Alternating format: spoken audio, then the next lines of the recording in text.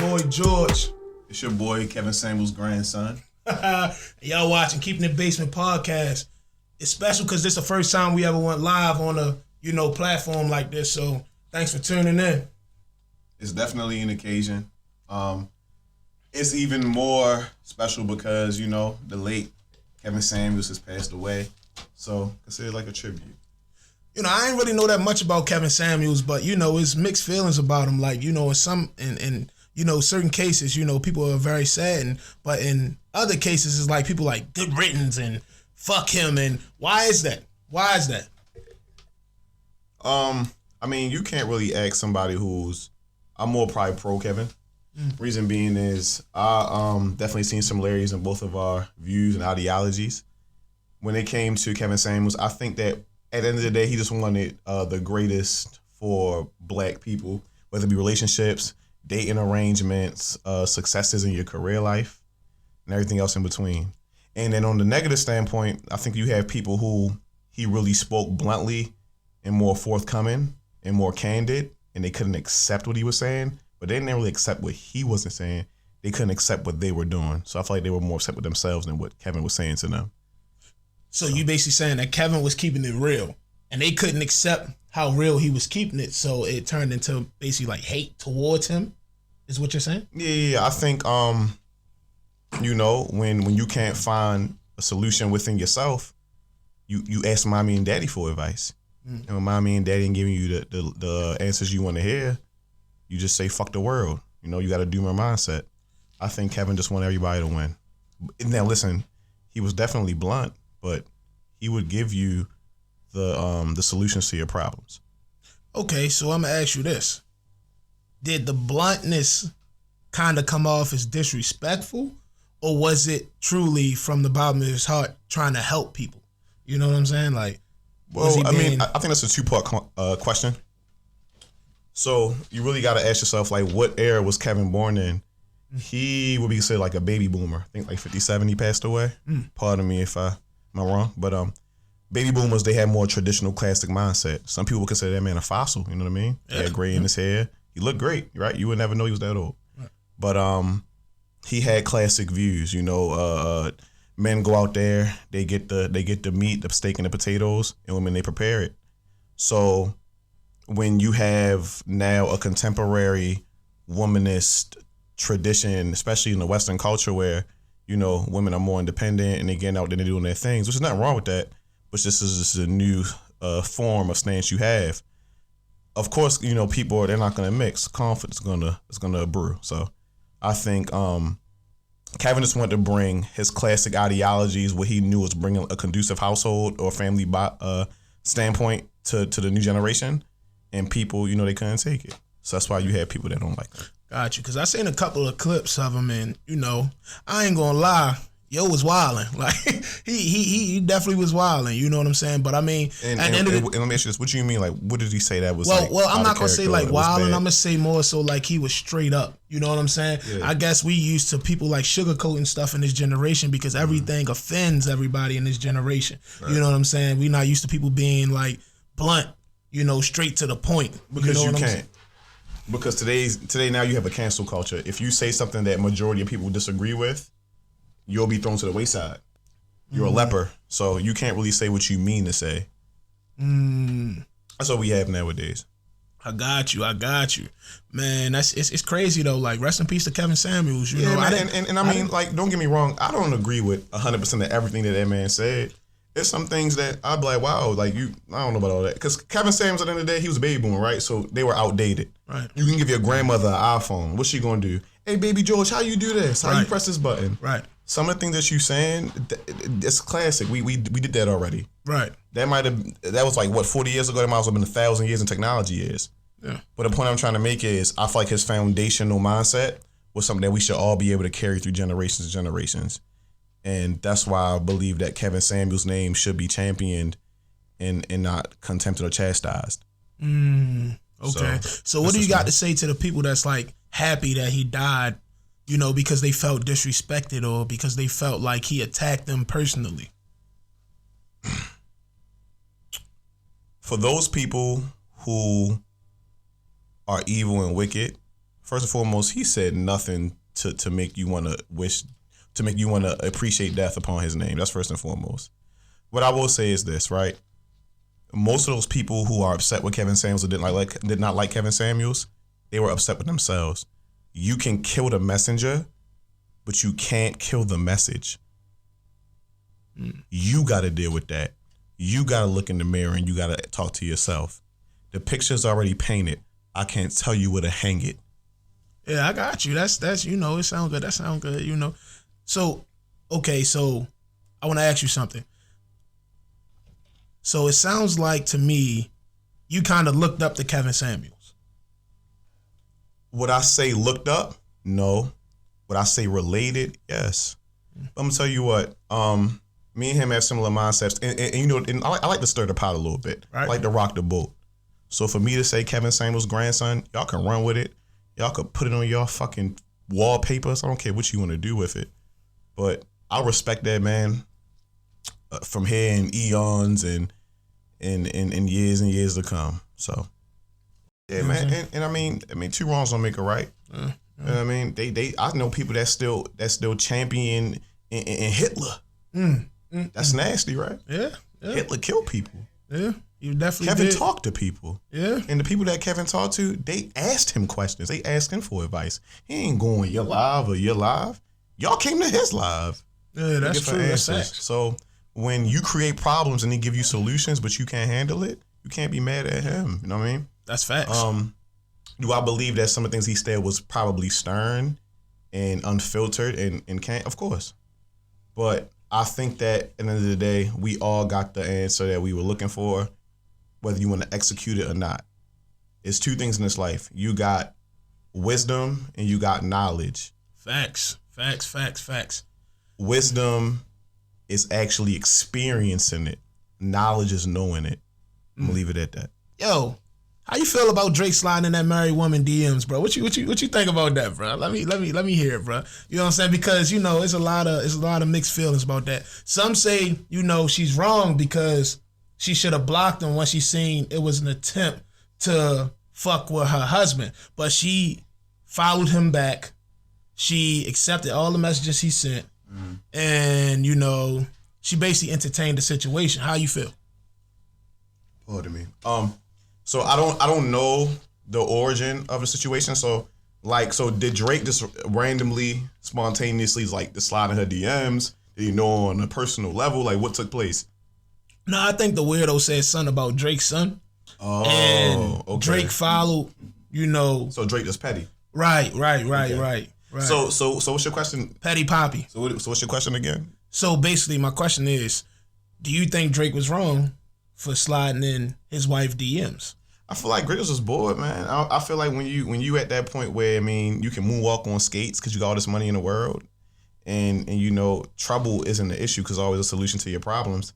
You can do whatever you want. Was it wrong? No, because he's a human like we all are. I thought originally, now that you cleared it up, right, I thought that Drake was like, damn, she's a decent looking girl. Let me try to holler at her. But if he didn't go out his way to talk to her, but he did because he said something to us about his son, hell yeah, say what you want. Now, what I will say is this. A lot of guys now will take social media more solemnly, how you talk to people and how you approach people, because you never know. The world is so small. Drake just a touch of a button away from your bitch.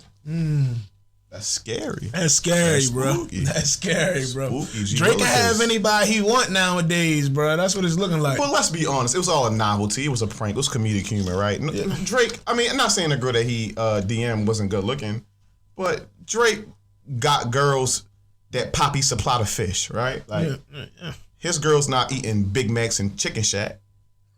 All right?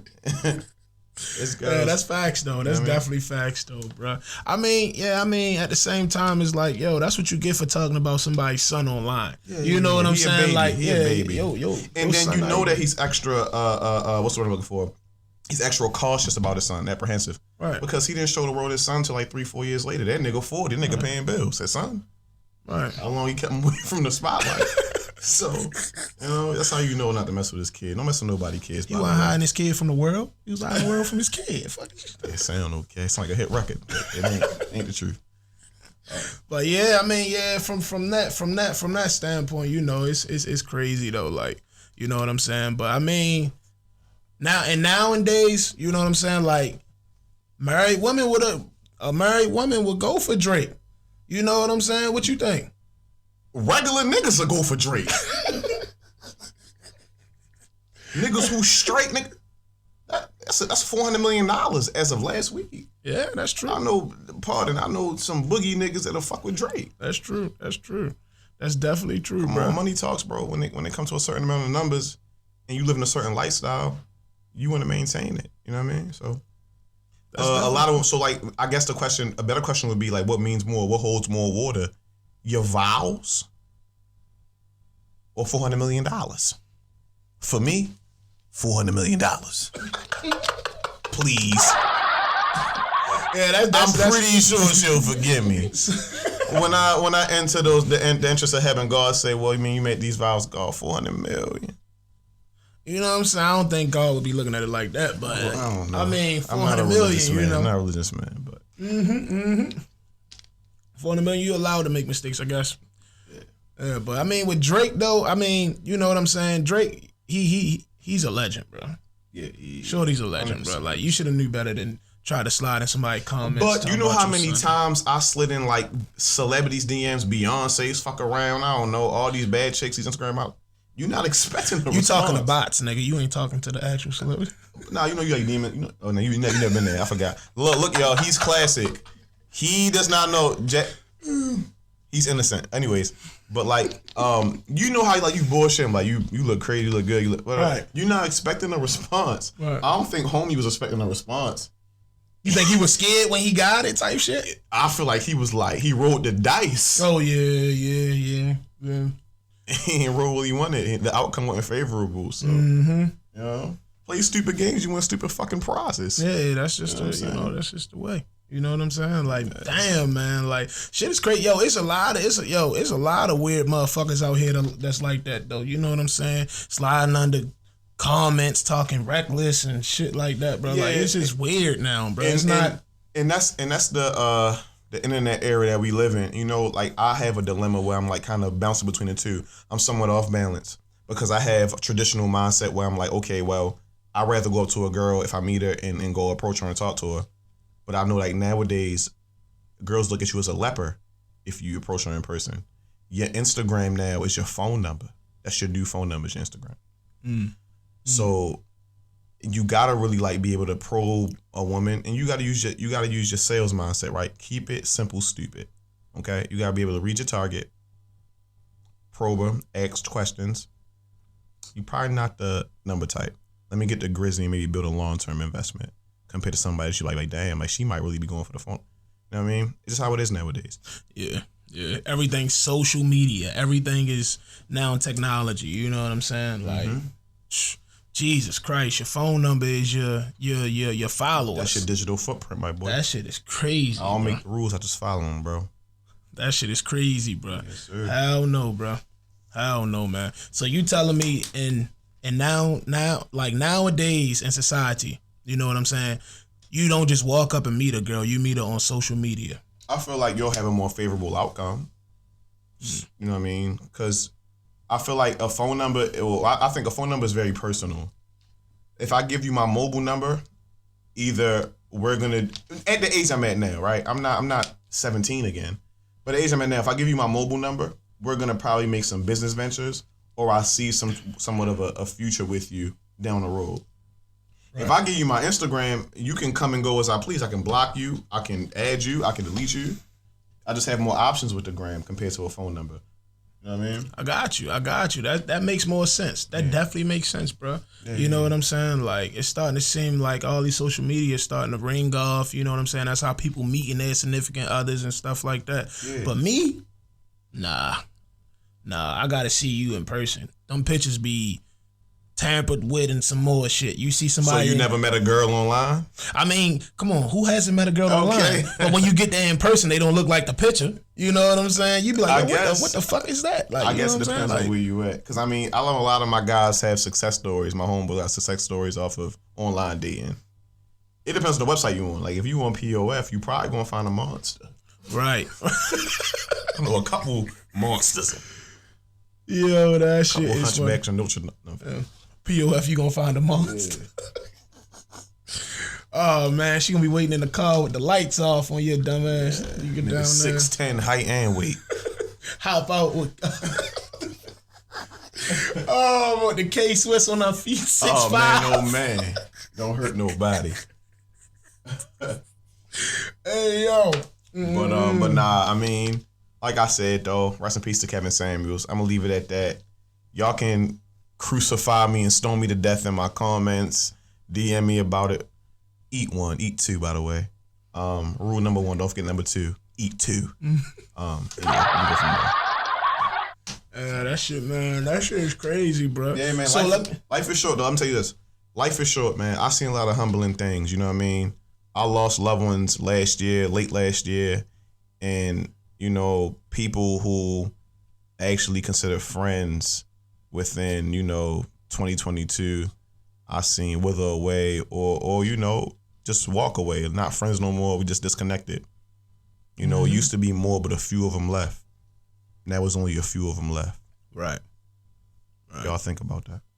Now that we talking about the dating scene, right? How can you get serious with somebody that you like? I'm not gonna say how can you get serious with somebody you met online, but it's like it's kind of weird meeting people online. You dig what I'm saying? Like I'm weirded out by that. Like not like I have to meet you in person first. You know what I'm saying? I'm not just gonna talk to you for 2 months online, then meet you and then we there. You know what I'm saying? It has to be like some type of meeting, or you know what I'm saying? I have to really see you in person in order to like fill you out. You know what I'm saying? Like. So you identify with persona, so that's nothing wrong with that. I think it'll limit your options. So let's just say we go back. Let's say we 2014 George. I start channeling that, right? Let's say you 10 years younger, you got a new lease on life, fresh out of high school, looking for a job, career, girl in the crib, right? Right. And we're in 2022. My first recommendation would be to make your Instagram an experience. You could have 3 followers. You could have 3 million followers. Just make sure every single picture that you have posted is an experience. Whether you're having fun, going on trips, taking dates, just make her feel like, yo, if I'm with this nigga, we gonna have a good time, right? Method number 2, I would tell you to invest in yourself, whether it be to take like, I don't know, a dating challenge, like coaching procedure, or for you to go get like a sales job. Why? Because you have to sell yourself the same way you sell yourself to women. Okay. And option number 3, I would tell you to invest in yourself and to make plenty of dating profiles. Okay. I want you to make 3, fellas. I want you to get like a Tinder, Hinge, Bumble, whatever the fuck it ought to be, right? Because all you're doing right now is you exercising your options and you maximizing your options. Let's max our looks. So, are you making multiple profiles on the same platform, or are you if that's what's conducive to your outcome? Sure. That's. I can't side with that. And then you can't get a bitch. That's weird. That's weird, and that's invalid. That's I'll tell weird. You what, though. It can be bizarre as it wants. That's weird. We live in an age where it's weird. So let me ask you something. Have you ever been in a serious relationship with a girl that you met over social media? And by social media, I'm meaning like Tinder, POF, tagged, like through a dating app. I mean, oh yeah, 100%. So like, well, I'm gonna say this. For my past 5 years. Let me put it like this. What's the longest relationship you've been in with a girl that you met online on one of those dating apps? Probably 6 months to a year, me personally. But I know people who are still ringing wedding bells and having anniversaries to this day or off of dating apps. So I have self-awareness. Okay. I'm not at the point right now where, I'm probably the guy you want to settle down with. Right. I'm not saying it's never going to be the case, but it's just not right for me right now. But I know people who have had successes on dating apps. Now, what I will say is this: the same way you met her, the same way you're gonna lose her. I promise you. If you met her socially, you're gonna lose her socially. It's not gonna last long. And if it's lasting this long and you're not keeping everything supreme, she fuck with another dude. However, I know people who have told me on the outside looking in that everything is going great. So the same way you met is the same way you're going to lose her. Y'all better listen to this, young fellas. Y'all better listen to this, y'all, on them dating apps. And it's crazy, like, I'm younger too. I'm in my mid-late 20s. And niggas be calling me old. Okay, my age is my strength. I've been here before. I know what I'm talking about. I'm trying to tell you. So let me ask you something. What's a big deal breaker in relationships for you? What's a big deal breaker like? That's a fully loaded question, G. Because I'm not looking for a relationship for me to tell you what deal breaking relationships. Okay. But I would say this: if I'm out here avidly looking, I would say you gotta be my looks preference. Height, weight. I gotta identify with you. We have to have similar upbringings. Right. We just have same classifications. Okay. That's number one. Number two is you have to allow me to guide. I'm not gonna say lead, but I'm gonna say guide. So be submissive. Not even. I didn't say that. I prefer it. Right, I do. But I'm gonna say guiding compared to submissivity because guiding is like, hey, I'm gonna give you two options. Either you can do it or you can't. If you don't, I'm out. Leading is, hey, yo, come here, bro. Let's go. Right. Guiding is, hey, listen, how we doing it? Oh, you want to do it that way? I'm out. Okay, I understand. So I rather you give a girl guiding options. Give her guidance. That sound that's good. That's so good. I want you to be my looks max, and then as long as you allow me to guide, we can go far. Yeah, I got you. Yeah. So that definitely makes perfectly good sense. You know what I'm saying? So that's the only thing, you know, what it takes to keep a long, strong, lasting relationship with you. For me, and tell you, and long and strong, it's not forever. Right. I know for a fact, wallahi to the deen, she won't slide, or I'm going to slide. Nothing's forever. Love don't last forever, hate doesn't either. Right. But it ain't going to last. Every man in this room, we got a couple dudes in this room. I'm not talking about you though. You get a pass. I am. But no, I'm kidding. But listen, every guy in this room is gonna have a heartbreak, breakup, a divorce. I guarantee it. It's bound to happen. Just make sure you protect yourself. Right. Make sure you protect yourself, fellas.